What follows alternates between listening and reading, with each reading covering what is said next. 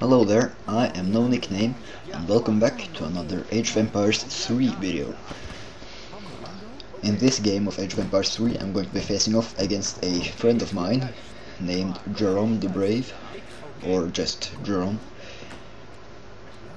This video is going to be a bit different than my previous videos on my channel, because I actually end up losing this game. But I wanted to show it to you guys anyway, because it is a pretty good game. So we're kind of going to be analyzing the game to see what went wrong, what I did right, what I did not do right, and why I ended up losing. So the civilizations of the game are Dutch and Dutch. So it's a Dutch mirror, which is basically as balanced as it gets, I guess. So we're both going to have the same units and everything. We're both going to be going for kind of the same strategies. I'm going to be opening up with cavalry and then advance to the third age quickly, so I can get more powerful units. Jerome also starts with cavalry, but I can't remember exactly when he gets to the third age. He does eventually, but I'm not sure exactly how quickly. So right now it's just standard age 1 really, getting 800 food and 15 villagers. I know I say this in every Age of Empires 3 game I've ever commentated, but whatever. I'm actually stealing his treasure there. And I also got a scout treasure earlier, which is very useful, because that scout can actually stealth, which means he is invisible and can't be seen unless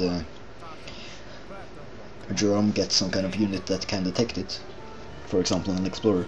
So unless he scouts around with his explorer around his base, I'm actually going to be able to see what he's doing in his base. So our envoys are very close to each other there. I'm paying attention so Jerome's envoy doesn't end up trying to kill mine, because basically the one who gets off the first hit is going to win that battle.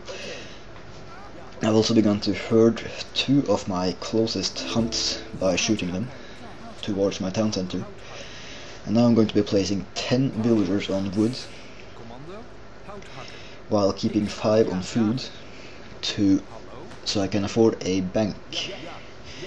And there is actually Jerome's explorer, and he has spotted my explorer. My explorer has slightly less hit points than his explorer, so in a direct battle he is going to win, but I decide to engage anyway because I actually have my scout nearby. And he thinks he's been very smart now, but actually I kind of tricked him. Yeah, oh, he says there. And I laugh back at him. Unfortunately he does have his envoy there, so that kind of evens it out a bit. My scout is taking quite a bit of damage there, but I am paying attention, so I will be evacuating it once it takes too much damage, right there actually. And I figured it's not worth trying to kill that, because I'd probably just lose everything, so I just decided to run away there. And now I stealthed my scout, so he is invisible, and I'm moving it towards the enemy base. And now that I have 350 wood, which is the wood cost of a bank, it also costs 350 food, I'm going to be building that bank and putting a bunch of villagers on coin. I don't really have a specific number for this that I recommend, I just kind of see what the situation is, how much coin I've gotten from treasures, and well, only treasures really, unless it's like a high crate map or something. And for some reason my envoy is in my base, not exactly useful. My second shipment of the game is the bank wagon. My first was obviously the 3 villagers, which I pretty much ship every game. So I'm building my stable, and that placement is not random, because I want to kind of try to keep my bison there. inside my base, so I'm building it there so I can kind of block them off.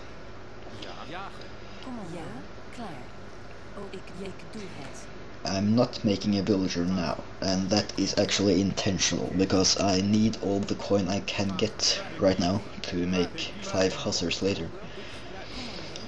So this is about the only point in the game where I actually intentionally don't make villagers. I do that a lot later in this game too, but that was actually not on purpose. So I figured out I actually have a bit of coin anyway, so I'm just gonna make a villager. And also I've got to keep remembering to herd there. You always want to remember that, of course. Yeah, so I actually could have probably just made villagers all along, but it's not really easy to guess, because you don't know exactly how much coin you're going to be getting. Well, at least I don't know. If I were like some kind of pro player, I'd probably know. So now my 5 hussars are moving out towards Jerome's base. I'm going to be shipping 700 foods next, so I can use that to quickly advance to the 3rd age, the fortress age.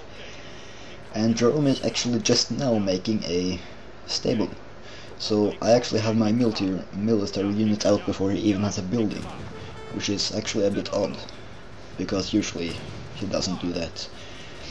So I'm going to be sieging down that stable construction there.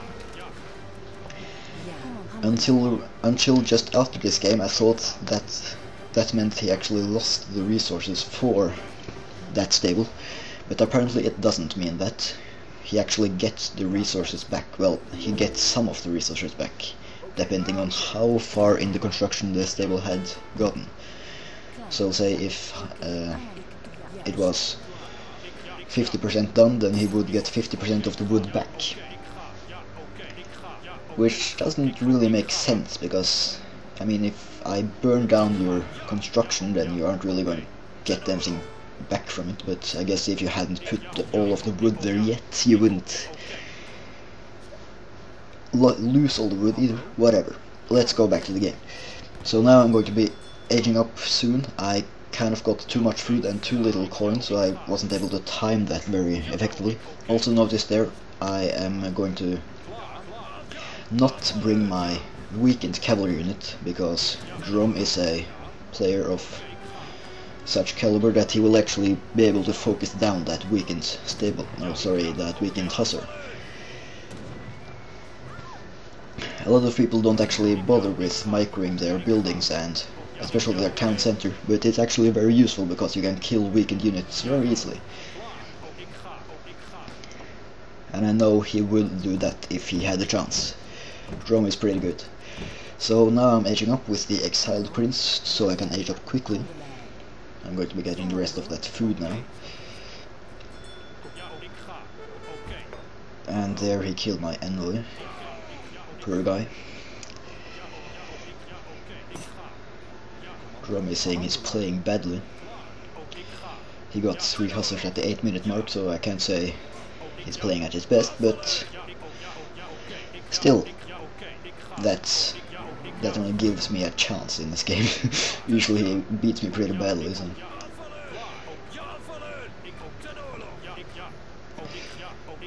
So I can actually engage that because I have a hussar advantage.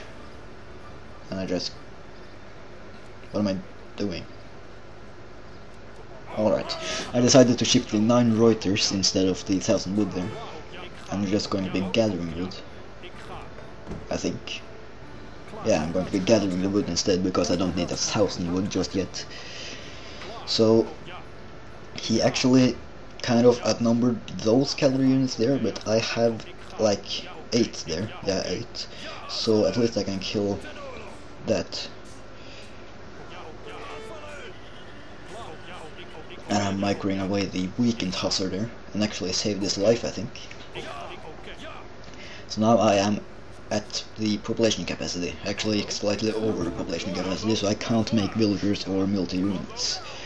And that was not intentional, just so you know. And you of course don't want to do that, but I kind of forgot to gather enough wood Usually I'm actually going to be aging up a bit slower than I did this game, I think, so I usually ship the 700 wood while I'm aging up to the 3rd age, and that keeps me housed for a while. No, I'm sorry, it keeps me not population capped at for a while. So there I actually managed to kill at least one villager, which is pretty good. Killing villagers is never bad unless it's your own villagers. So he is absolutely at a disadvantage now. I have much more units than he has, and I'm also going to be making more military buildings because I can't just have cavalry.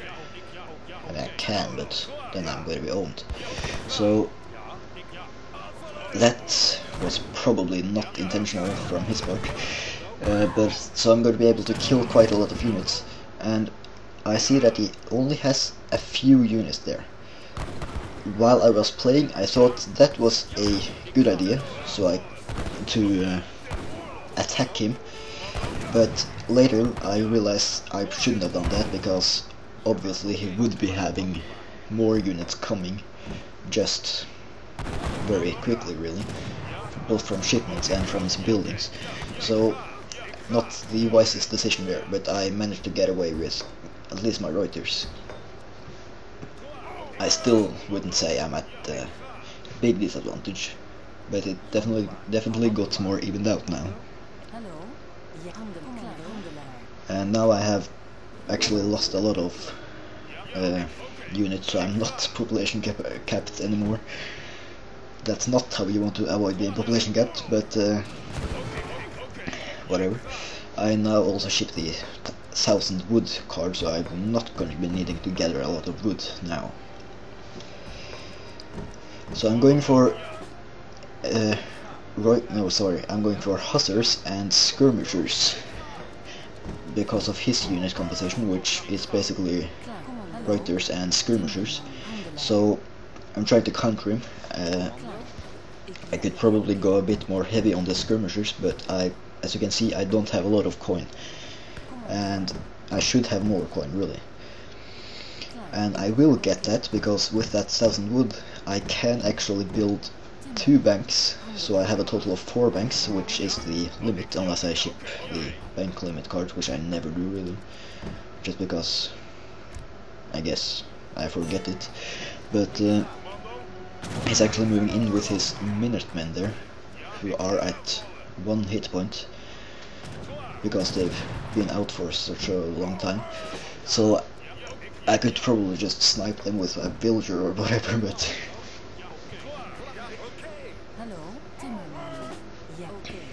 so now he is kind of containing me, and I want to keep that bank building there, because I don't want to lose resources by having to delete it, even though it's kind of dangerous for my villagers to be there.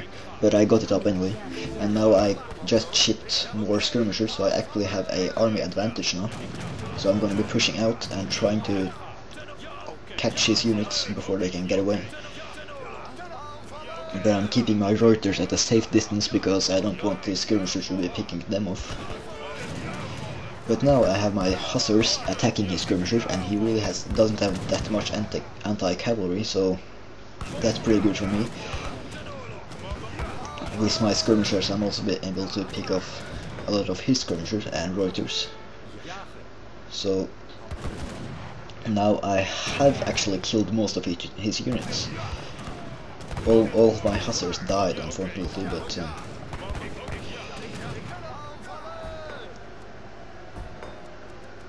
yeah. So I'm just chasing him, really, but he's just retreating now.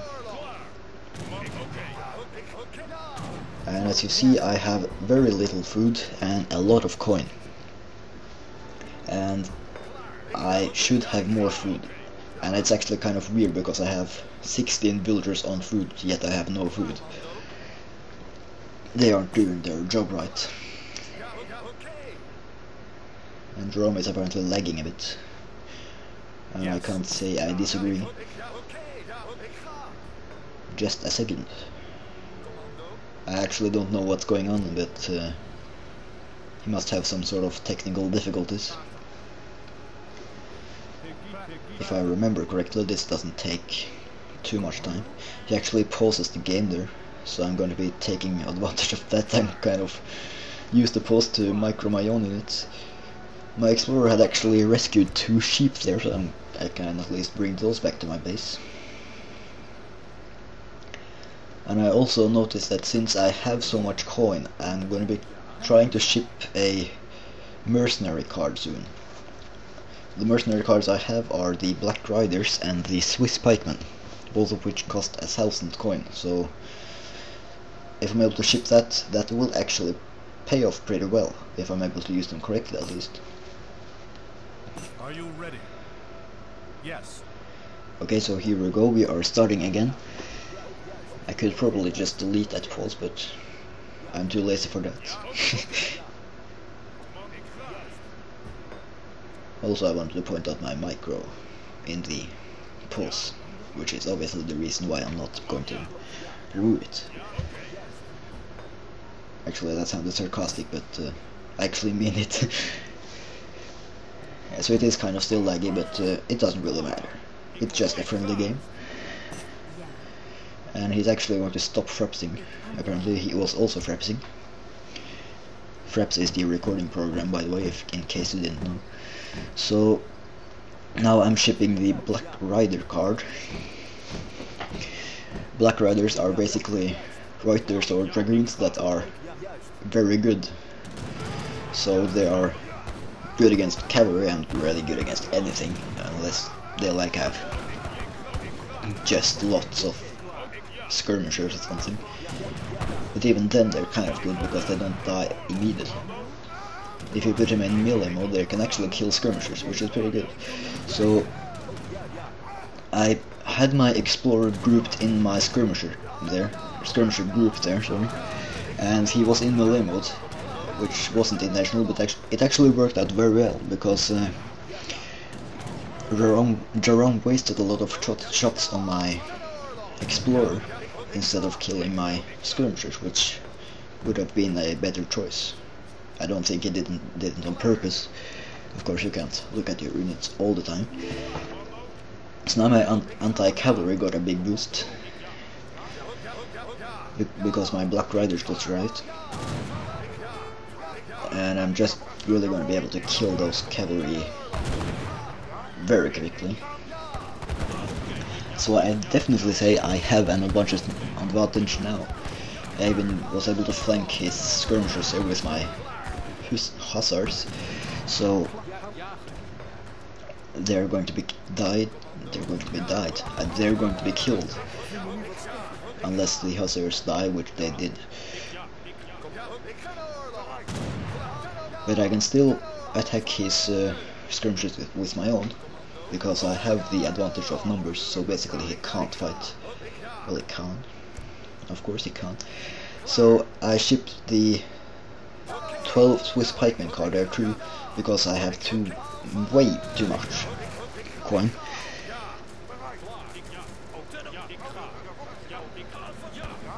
So this is a pretty big battle actually, right at Jerome's doorstep. He is actually flanking my skirmisher there with 5 hussars, which isn't good at all for me. I had put my anti-cavalry in melee mode there to attack his skirmishers, which isn't good for me because anti-cavalry aren't as good against cavalry while they are in melee mode as they are in range mode. So I'm actually going to be losing that battle.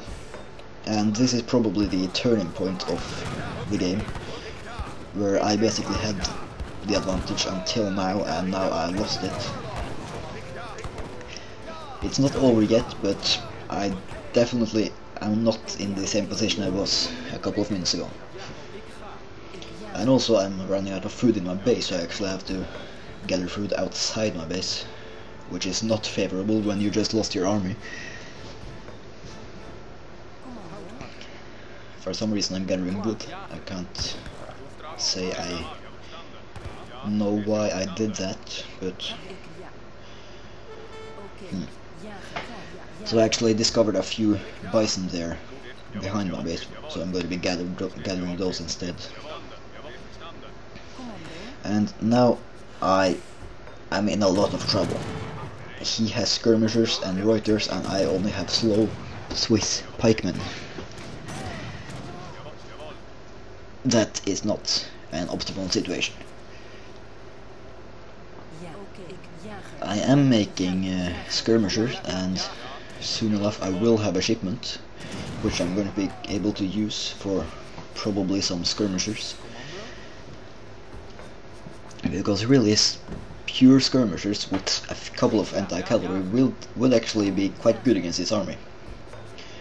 Because skirmishers obviously beat skirmishers and Reuters, because he can't have as many skirmishers unless he has a superior economy, which he does actually have, but if he didn't have, it would be a good counter.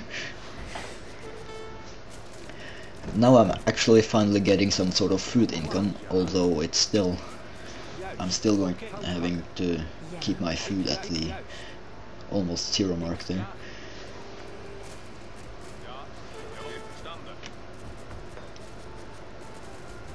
Yeah, so this really isn't good at all. I notice his cavalry there are trying to sneak around. I try to intercept them, although really I know that can't really go that well, so I mean he has skirmishers right next to them almost. So now I have some skirmishers. If you look at the numbers, I think it's pretty clear who will win this battle. But I have actually recovered from worse than this before, so it's not impossible for me to get back into this game. Although it's going to be very difficult right now.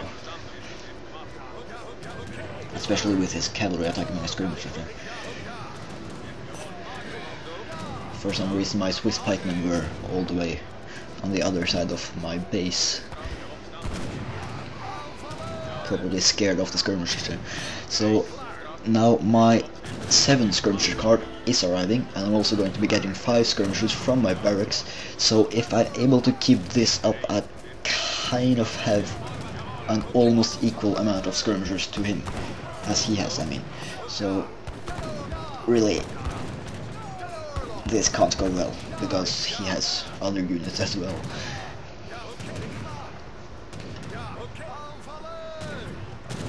It's pretty much over right now. I'm just trying to make some final attempt at some kind of wonder, but I realize it's over and I actually just resign. Yeah, so that was a very good game, I think. I definitely think it's one of the best games I've played against Jerome.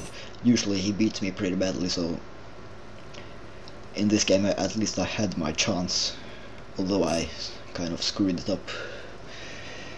As for what went wrong in this game, I suppose you could say it was pretty much my economy management. First of all, I didn't really make villagers most of the game, which I should have done. And secondly, I also had too much coin and too little food. So with the amount of resources I actually had, I would have been able to produce military from at least one or probably several more buildings, at least near the end of the game. But because I had so much food, I could barely produce from the buildings I had. So I definitely lost a lot on the army side there.